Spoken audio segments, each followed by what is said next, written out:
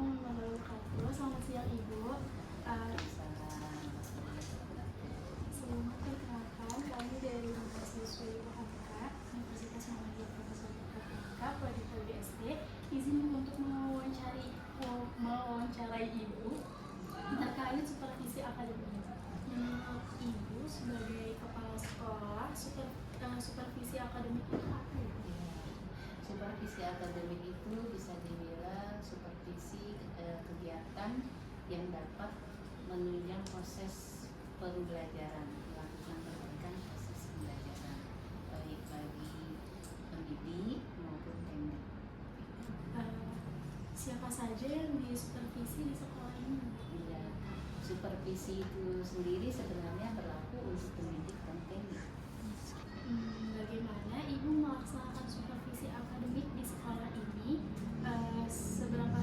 Seberapa sering Ibu mengadakan pertemuan tatap muka dengan guru untuk membahas kinerja mereka di dalam kelas? Ya, paling tidak kalau untuk jadwal mereka dapat tiap semester. Kemudian dibahasnya biasanya kami akan melakukan evaluasi di dalam rapat atau dalam kegiatan kombel, komunitas belajar. Jadi kita ini ada komunitas belajar di satuan pendidik dan itu biasanya dilakukan seminggu sekali. Ya, kalau memang urgensi ya yang sifatnya ini akan ada ketemu lagi per minggu gitu sebulan sekali. Untuk mencapai visi misi sekolah yang sudah ditetapkan, usaha apa yang dilakukan sekolah? Ya, paling tidak kita sosialisasi kepada seluruh warga sekolah. Apa itu visi kita, apa itu misi kita, biar kita sama-sama satu persepsi, satu tujuan untuk mencapai tujuan tersebut. Ya, biasanya Ibu ada pertemuan rutin dengan pemikiran kelas, kemudian kita sampaikan apa saja visi misi sekolah, program sekolah selama 1 tahun, dan itu biasanya digunakan untuk membantu penyelarasan tugas-tugas guru kepada peserta didik. Kalau boleh tahu, sebagai kepala sekolah di sini, apa visi misi pada sekolah ini? Ya, kalau visi kita ini ada tujuan terwujudnya peserta didik yang unggul dan berkarakter, profil Pancasila yang sehat dan cinta, itu visinya. Ya, untuk visinya itu kemudian dari misinya itu menciptakan peserta didik yang beriman dan bertakwa melalui kegiatan keagamaan, kemudian menjadikan sekolah sebagai pusat budaya, membiasakan kerjasama antara peserta didik dengan sesama, meningkatkan prestasi anak melalui aktivitas murid teladan ataupun lomba-lomba akademik lainnya, cerdas cermat, OSN gitu ya, melaksanakan penguatan profil pelajar Pancasila, mengadakan pelatihan teknologi informasi, itu ada kita punya lab sendiri untuk TIK. Nah, kemudian membiasakan pola hidup bersih dan sehat. Ya, kebetulan di sini kita sekolah yang terpilih menjadi perwakilan Kota Tangerang dalam gerakan sekolah sehat. Dan itu sudah diimplementasikan dalam bentuk pembiasaan peserta didik dan sehat hati, seperti membiasakan cuci tangan pakai sabun, minum air putih sehari 2 gelas, makan makanan yang bergizi paling tidak seminggu sekali, senam bersama seminggu sekali, kemudian ikut mengkampanyekan, melakukan imunisasi, dan itu merupakan bentuk-bentuk implementasi dari gerakan sekolah sehat ya. Kemudian juga supaya anak-anak lebih peduli pada lingkungan, apalagi sekolah ini termasuk sekolah hadiah. Bagaimana Ibu dan tim supervisi membantu guru dalam usaha memperbaiki pengajaran di sekolah? Baik, itu kita sharing melalui komunitas belajar. Ya, jadi di situ apa sih kendala-kendala yang dihadapi oleh teman-teman. Kemudian membuka pembelajaran melalui PMF tadi yang sudah Ibu sampaikan. Jadi teman-teman silakan untuk belajar, mengaktualisasikan diri, apa sih kebutuhannya melalui platform Merdeka Mengajar. Kemudian kalau masih ada kendala atau kesulitan dengan teman sejawatnya melalui komunitas belajar yang ada di sekolah, baru kemudian kita diskusi secara ya santai saja sifatnya dengan atasan. Atau mungkin kendala-kendala apa yang perlu disosialisasikan kepada atasan. yang diambil ibu untuk menstimulasi dan menyeleksi pertumbuhan karir serta perkembangan dari guru-guru? Ya, itu tadi ibu menggiatkan komunitas belajar. Jadi ibu menunjuk beberapa teman untuk mengelola Kombel, komunitas belajar. Nah, kemudian ketika mereka ada kegiatan pelatihan di luar, misalnya ditugaskan menjadi pelatih di luar, mereka harus mendiseminasikan kepada teman-temannya. Jadi ilmu yang mereka dapat di luar karena proses pelatihan itu harus di-sharing kepada teman-temannya. Jadi teman-temannya mendapatkan ilmu juga yang sama. Jadi mereka tidak hanya merasa dia saja yang mendapat ilmu, tetapi semua.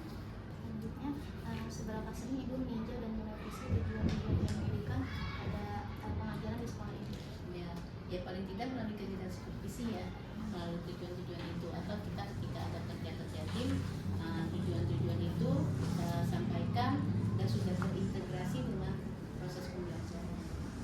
Terus dalam proses revisi tersebut dilakukan pengajar aja? Ya, tim kurikulum, tim kurikulum, kemudian pengurus Kombel, komunitas belajar. Nah, ya biasanya juga kalau udah tim kurikulum komunitas belajar, kita sharing lagi kepada pengurus. Selanjutnya, ibu menggunakan teknik supervisi individual seperti kunjungan kelas, observasi kelas, dan percakapan pribadi, atau bagaimana efektivitas teknik ini menurut ibu? Ya, biasanya kalau guru itu kalau individual agak-agak tegang, ya. Jadi paling kita kalau lagi ngobrol santai aja seperti ini.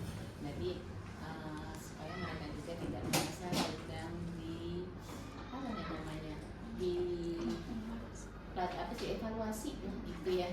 Karena manusia dewasa itu kan tidak sama anak-anak gitu ya. Jadi santai aja di rumah sendiri. Yang penting sambil kita ngobrol. Selanjutnya, bagaimana ibu membantu guru dalam mengembangkan kemampuan untuk dalam Ibu memberikan mereka kesempatan untuk mengikuti pelatihan-pelatihan.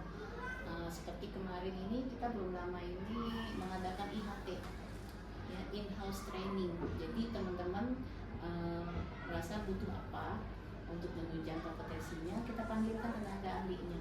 Tentang kemarin tahun lalu seperti kita mengundang dari BPNP ya untuk memberikan pelatihan di sini. Kemarin dari dosen UMT. Ya. Nah, kita belum panggil dari UHAMKA nih Pak Supri ya. Iya, kan bisa saja kan untuk memberikan pelatihan. Jadi ibu sifatnya seperti itu, memberikan tambahan pelatihan dengan melihat dari hasil raport mutu pendidikan juga. Jadi di raport mutu pendidikan kita apa sih yang perlu ditingkatkan dari para teman-teman ini, dan disitulah ibu mengadakan pelatihan seperti itu.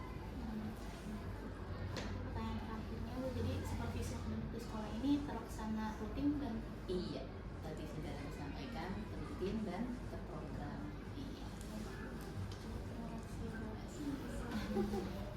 Sama-sama.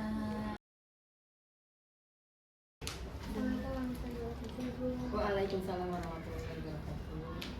Kami dari Universitas Muhammadiyah Dasar Hamka izin untuk mewawancara Ibu terkait tentang supervisi akademik bagi ibu.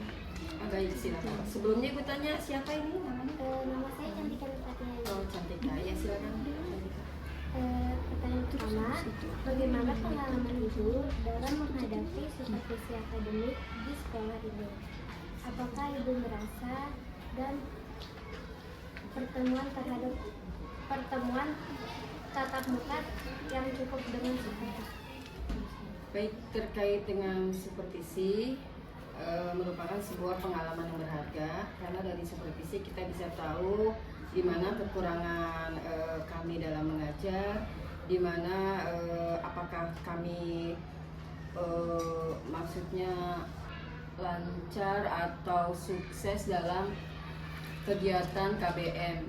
Jadi kalau jika ada kekurangan, maka dalam supervisi itu akan diberikan masukan oleh Ibu Kepala Sekolah dan juga mungkin masukan dari teman-teman seprofesi. Seperti itu. Untuk supervisinya tadi ada tatap muka maksudnya? Iya. Kami supervisi itu ada yang secara online pertanyaannya, ada juga secara tatap muka. Seperti itu. Untuk pertanyaan yang kedua, apakah Ibu merasa didukung untuk menyampaikan masalah dalam pembelajaran kepada kepala sekolah atau pengawas? Bagaimana respon yang Ibu terima setelah menyampaikan masalah tersebut?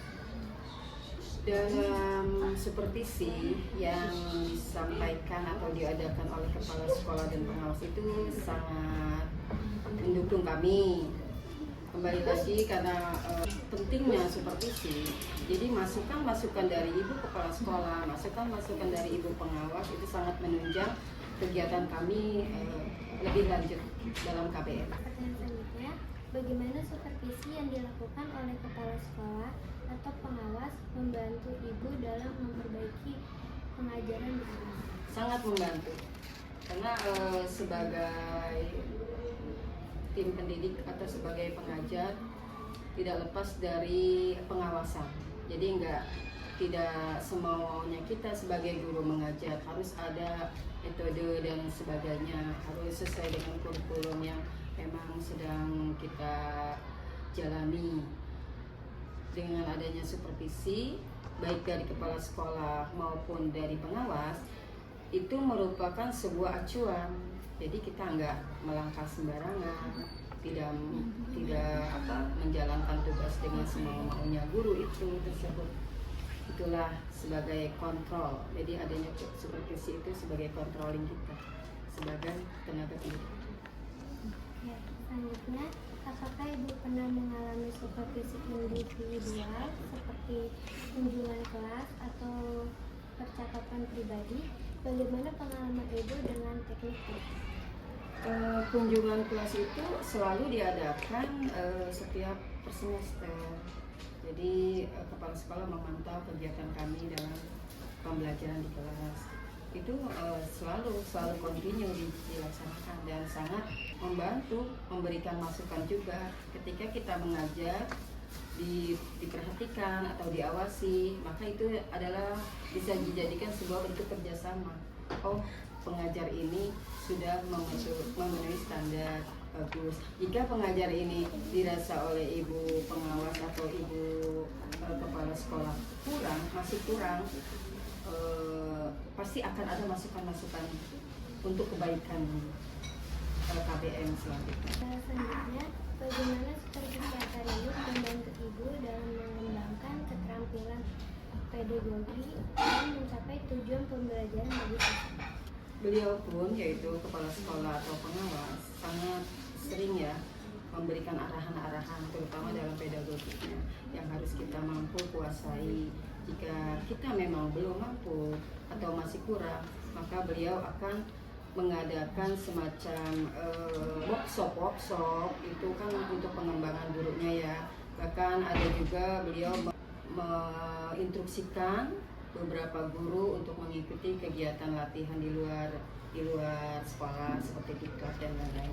Itu semua tujuannya adalah untuk pengembangan kompetensi guru sendiri dan juga untuk kemajuan dari peserta didik. Terima kasih Bu atas masukannya. Sama-sama, semoga kalian sukses ya. Amin.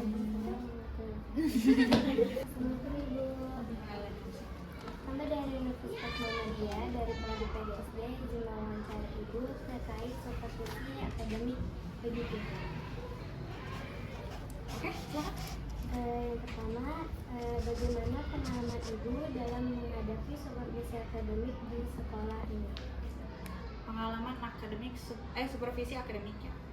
Saya kan guru baru, di sini kurang lebih baru 3 mau jalan 4 tahun. Awalnya sih kalau mau disupervisi itu deg-degan ya.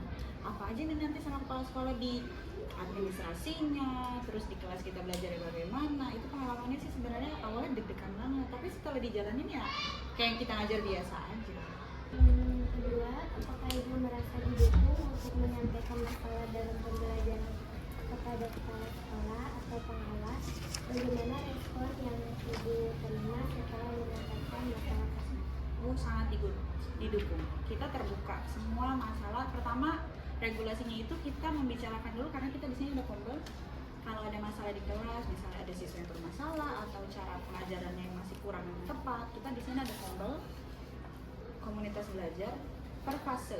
Ada fase A, fase B, fase C. Fase A itu untuk kelas 1 dan 2, fase B itu untuk kelas 3 dan 4, fase C itu untuk kelas 5 dan 6. Kebetulan saya fase C, saya ngajar di kelas 5. Nah, kita ada komunitas belajar. Pada hari Sabtu kita berkumpul sesuai fasenya, mengutarakan apa sih kekurangan kita dalam pembelajaran, apa sih masalah yang kita hadapi dalam pembelajaran di kelas. Nah, kita diskusikan terlebih dahulu pada komunitas belajar per fase itu. Setelah tahu masalah si guru yang satu seperti ini, masalah guru yang B seperti ini. Nah, dari hasil forum itu kita komunikasikan ke kepala sekolah. Jadi enggak semua guru satu-satu langsung ke kepala sekolah, karena kan kita di sini gurunya banyak. Regulasinya seperti itu. Setelah kita komunikasikan langsung ada tindak lanjut.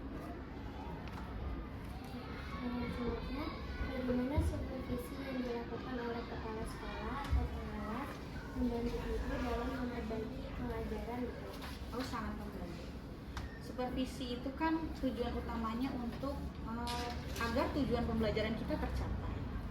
Tapi pada saat pembelajaran, apakah cara mengajar kita sudah benar? Kan kita belum tahu, karena kita nggak ada yang nilai nih. Nah, supervisi itu tujuannya untuk menilai apakah pengajaran kita udah benar, susunannya udah benar, administrasinya udah benar. Dari situ ada evaluasinya, kekurangannya apa. Nah, dari evaluasi tersebut kita dikasih tahu nih sama kepala sekolah, sama pengawasnya, apa sih kekurangan kita, apa sih yang kurang untuk mencapai tujuan pembelajaran kita. Selanjutnya, supervisi individual seperti kunjungan sekolah atau percakapan pribadi, bagaimana pengalaman ibu tentang itu? Nah, supervisi yang didatangi langsung kepala sekolah pernah ngobrol-ngobrol langsung gitu. Maksudnya terkait dengan pembelajaran. Kalau yang didatangi langsung biasanya itu di dalam kelas. Ibu kepala sekolah melihat langsung bagaimana proses saya mengajar, administrasi saya gimana. Kalau biasa sih biasanya tukar pikiran aja ya, sambil berkeluh kesah lah. Bu gimana ya, kok anak ini gini ya, bu gimana ya, kayaknya ada kekurangan deh di fasilitas, cara pembelajarannya. Ibu mau bakso atau Dan berapa? yang terakhir, bagaimana supervisi yang terbaik dalam melakukan Kamu saya pesen kali. dan mencapai tujuan pembelajaran. Bagaimana caranya dari evaluasi tadi, dari evaluasi yang Aku sudah sebagai dikasih setelah revisi akademik, kita kasih tahu kan apa kekurangan kita. Setelah dievaluasi kita tahu apa kekurangan kita. Setelah itu baru kita terapkan pada proses pembelajaran selanjutnya. Dari evaluasi pertama, apakah sudah cukup, apakah sudah terlaksana tujuan pembelajaran? Kalau belum,